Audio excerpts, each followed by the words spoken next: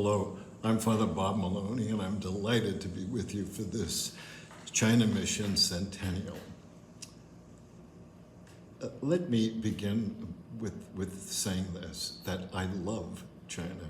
In fact, I'd say the happiest memories that I have as a priest and as Superior General were my 4 visits to China, in which I was able to meet with and find many of our Chinese confreres and daughters of charity who had been left behind when all foreign missionaries were expelled.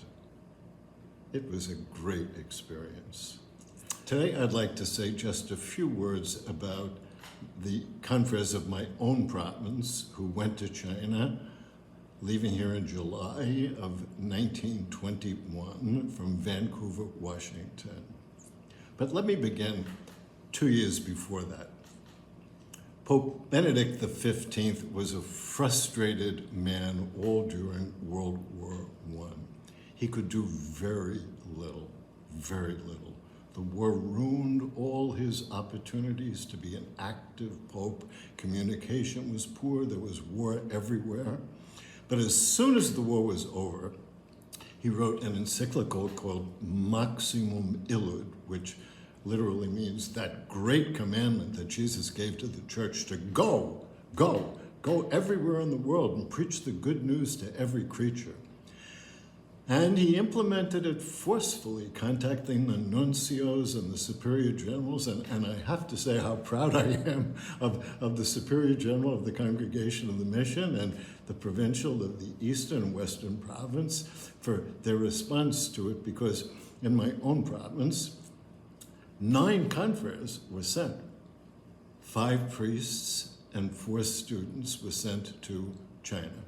Can you imagine sending 4 students to China? Today we wouldn't think of it, but at that time they bravely went off. Some of them found out just 1 month before their departure, you're going to China. You can imagine their reaction.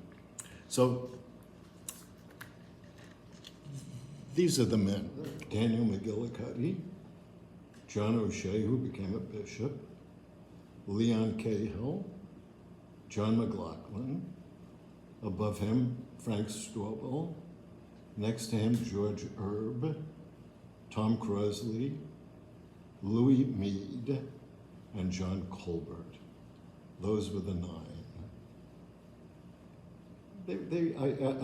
I'm getting very old because I knew 5 of them and knew a couple of them quite well.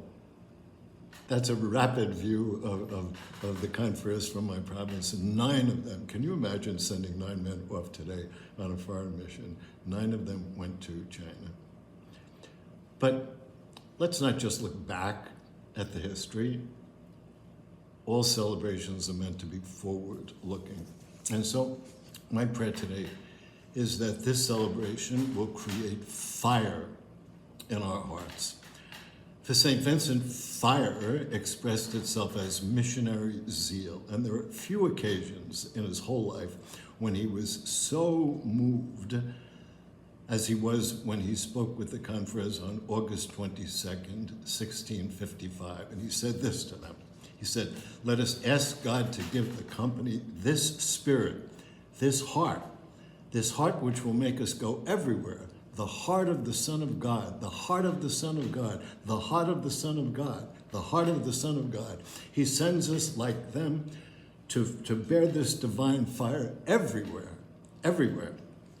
So the Lord asks us to be willing to go everywhere in the world as missionaries. And these confreres, whom we're celebrating today, did precisely that. So, great being with you, and I hope that your celebration goes very, very well.